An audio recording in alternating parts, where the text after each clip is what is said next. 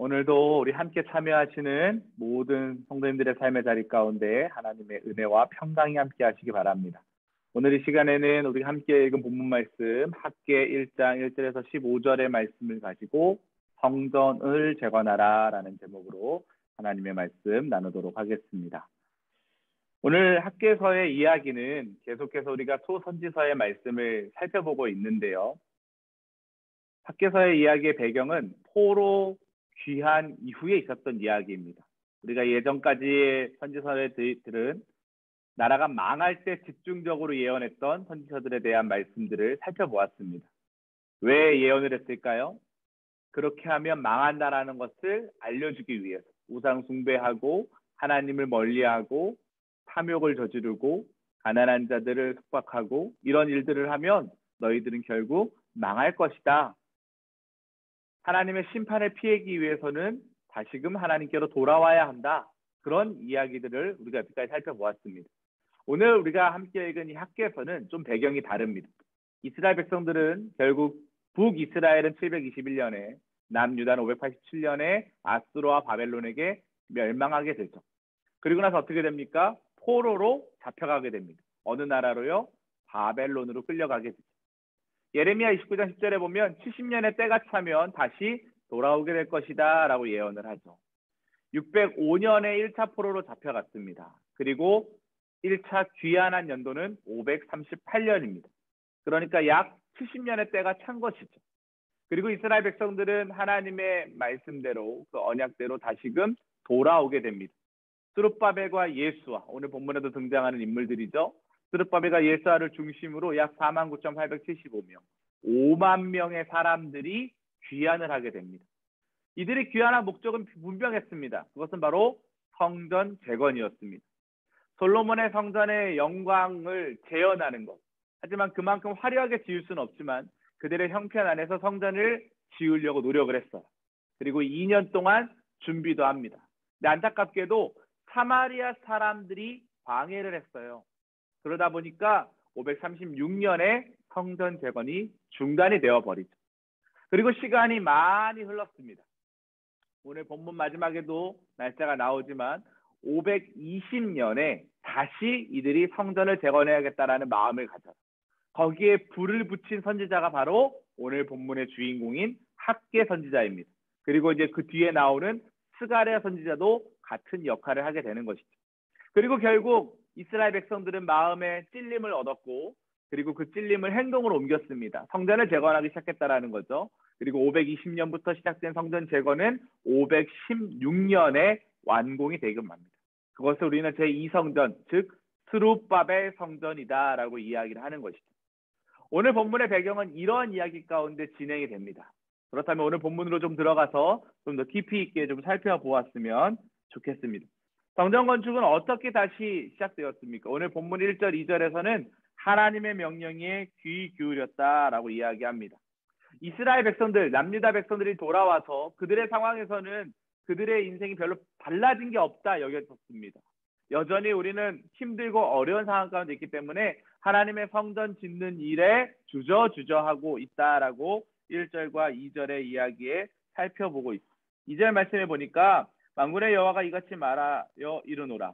이 백성이 말하기를 여호와의 전을 건축할 시기가 이르지 아니하였다 이렇게 말하고 있는 것입니다. 핑계를 대고 있는 것입니다.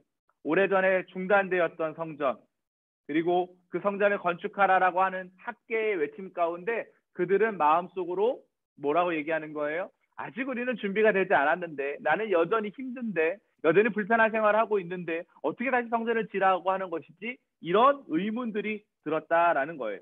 아직 때가 이르지 않았다라고 핑계를 대는 것입니다. 왜냐하면 여전히 반대 세력, 즉 성전 건축을 방해하는 세력들의 억압이 있었다라는 것입니다. 현실적인 상황에서는 성전 재건을 하는 것이 부정적인 그런 상황이었다라는 것이죠. 그런데 오늘 말씀은 무엇을 얘기합니까?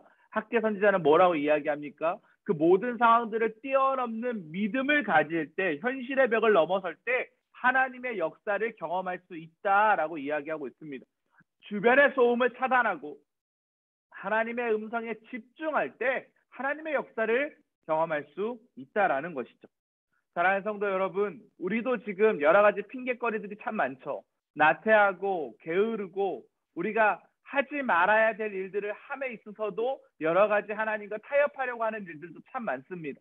또 하나님께서 명령하셔서 하라고 하는 일에도 우리들의 삶의 자리에서 주저주저 하는 부분들이 분명히 있다라는 것입니다.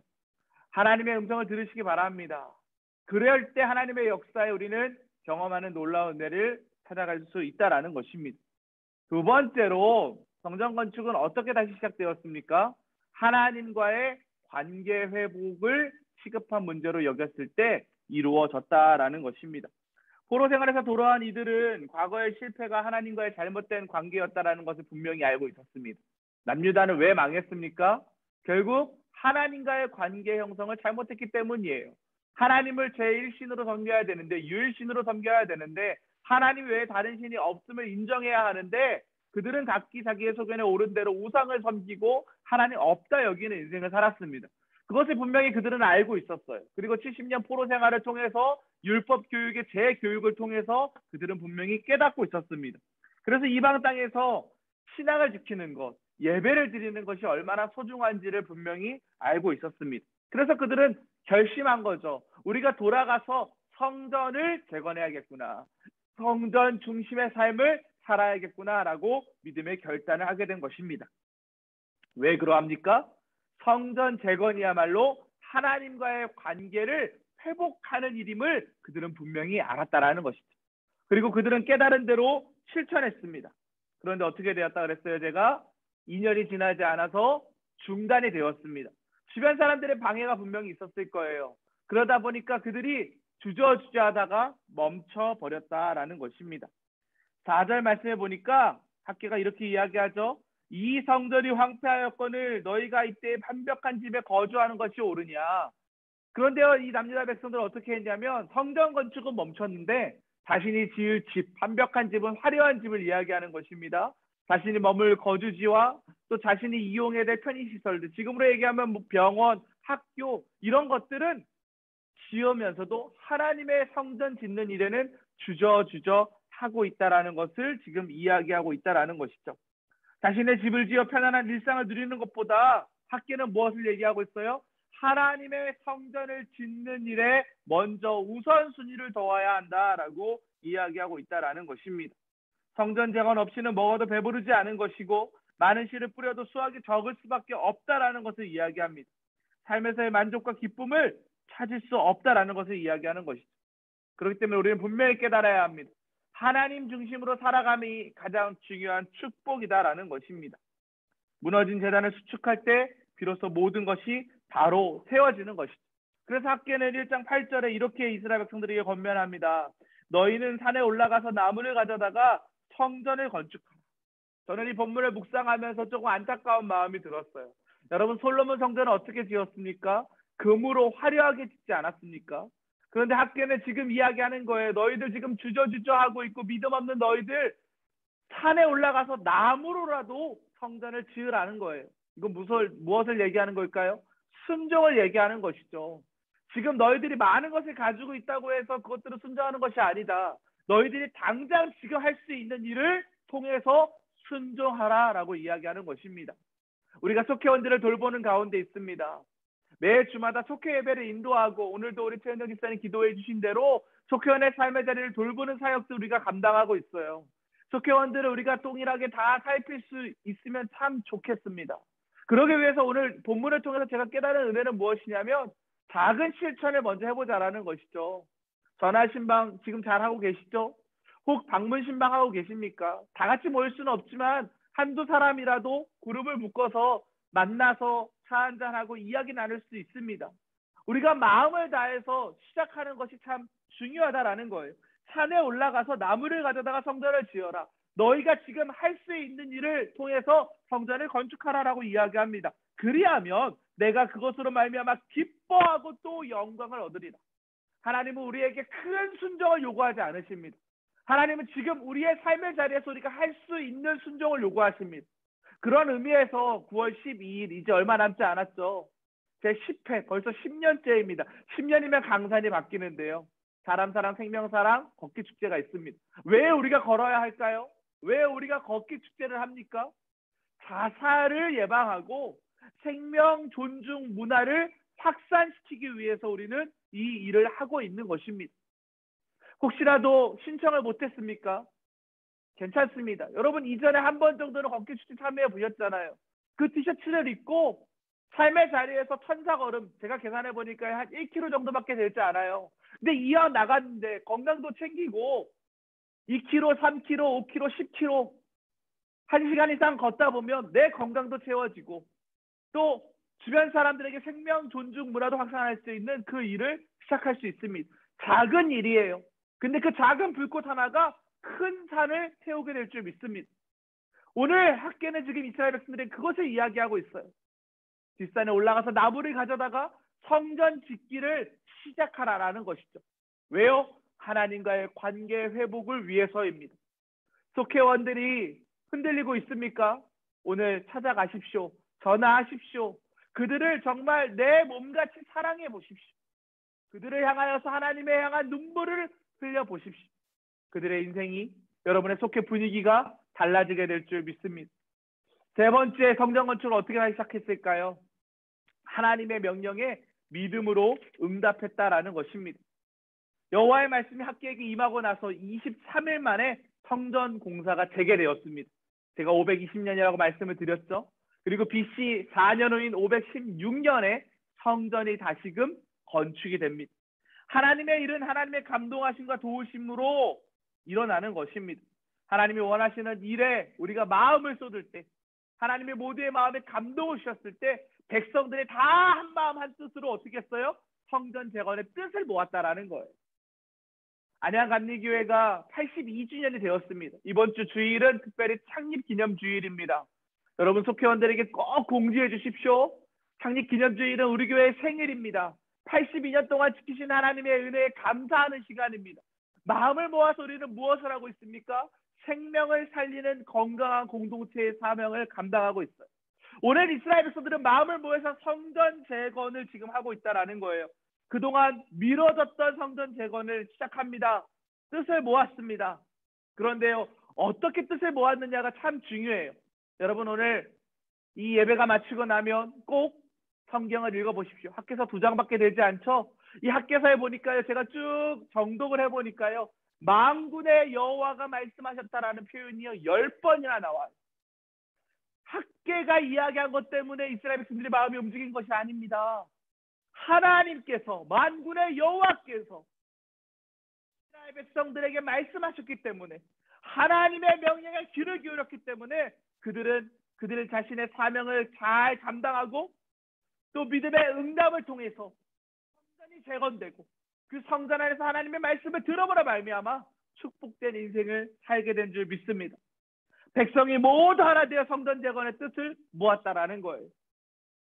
사랑하는 성도 여러분, 속회원들을 돌보는 일에 마음을 모으시기 바랍니다. 걷기 축제에 참여하는 일에 마음을 모으시기 바랍니다. 한 사람 한 사람의 마음이 모일 때 그 일을 통해서 하나님은 역사하신다라는 거예요. 학계 성지자는 방치된 성전 재건의 마음을 모았습니다. 그리고 하나님이 주시는 감동으로 그 일은 이루어졌죠. 그리고 결국 성전은 재건되었습니다. 우리들의 삶의 자리 가운데 이 성전과 같이 무너져 있는 삶의 모습들은 없습니까? 여러분 오늘 이스라엘 백성들처럼 완벽한 집에 머물고 있으면서 하나님과의 관계 형성에 있어서는 조금 소홀함을 가지고 계시진 않으신지, 온라인 예배가 장기화되면서 형식적으로 그냥 대충 시간 때우기식의 예배를 드리고 계시지 않으십니까? 다시금 재건하시기 바랍니다. 하나님과의 관계를 다시금 맺으시기 바랍니다. 온전하게 회복하시기 바랍니다. 하나님께서 주시는 은혜를 날마다 사모하시는 믿음의 사람들 되시기 바랍니다. 성경에 읽어지는 성경 공부가 이제 이번 주 주일 오리엔테이션으로부터 시작이 됩니다. 많은 성도님들이 신청해 주셨어요. 한 80여 명의 성도님들이 지금 신청을 하셔서 제가 오리엔테이션 준비하고 있는데요. 사랑교구 성도님들이 한 명이라도 더 신청하셨으면 좋겠습니다. 이유는 한 가지예요. 신앙의 재건입니다. 말씀의 재건입니다. 우리의 삶의 영적인 재건입니다. 제가 강의를 엑설런트하게 잘하지 못해요. 하지만 매 주마다 12주 동안 하나님의 말씀을 함께 읽자라는 거죠. 함께 연구하자라는 거죠. 그래서 성전을 다시 한번 세워보자는 거죠. 그 일을 통해서 하나님이 이루고자 하시는 놀라운 계획이 무엇인지를 발견해 보자는 거죠. 하나님께서 오늘 이 시간에 우리에게 요구하시는 것은 딱 한 가지입니다. 하나님과의 관계를 다시금 설정하라. 사랑하는 성도 여러분, 여러분의 삶의 자리 가운데 하나님과의 끊어진 그 관계가, 느슨해진 그 관계가 다시금 연결되고 맺어지는 놀라운 역사가 일어나길 주님의 이름으로 간절히 축복합니다. 잠시 기도하시겠습니다. 하나님 감사합니다. 밖에서의 말씀을 묵상하다 보니 만군의 여호와가 말하노라 라는 성경 구절이 유독 눈에 띕니다. 세상의 소리, 사람의 소리에 귀 기울이지 않도록 인도하여 주시고 만군의 여호와 하나님의 말씀에 귀 기울이는 우리 인생들 될 수 있도록 주님 역사하여 주시옵소서. 오늘 우리도 하나님이 원하시는 역사적인 사명 앞에 놓여 있습니다. 그 일을 하나님 주시는 감동으로 시작하게 하여 주시옵소서. 우리가 하나님의 일을 감당할 때 세상의 소음과 방해가 분명히 있습니다. 하지만 끝까지 포기하지 않는 믿음으로 맡겨진 사명 잘 감당하게 하여 주시옵소서. 이번 주 주일은 82주년 창립 기념 주일입니다. 82년 동안 안양교회를 사용하신 하나님, 우리 성도들을 사용하신 하나님, 창립 기념 주일을 기점으로 더욱더 하나님과의 관계가 돈독해질 수 있도록 인도하여 주시고 믿음 위에 굳건히 세워지게 하여 생명 살리는 놀라운 역사에 참여하게 하여 주시옵소서. 하나님 12일에는 사람 생명 사랑 걷기 축제를 계획하고 준비하는 가운데 있습니다. 모든 성도들 참여하게 하시고 합력하여 선을 이루는 생명의 문화가 확산되는, 생명 존중의 문화가 확산되는 놀라운 일이 일어날 수 있도록 주님 인도하여 주시옵소서. 하나님 믿음의 응답은 축복이 되어 반드시 우리에게로 돌아올 줄 믿사오니 우리들의 삶의 자리 가운데 주님 역사하여 주시옵소서. 함께할 줄 믿사오며 예수 그리스도의 이름으로 기도합니다. 아멘. 이런 하나님의 은혜가 우리 모든 성도님들의 삶의 자리 가운데 함께하길 주님의 이름으로 간절히 축복합니다.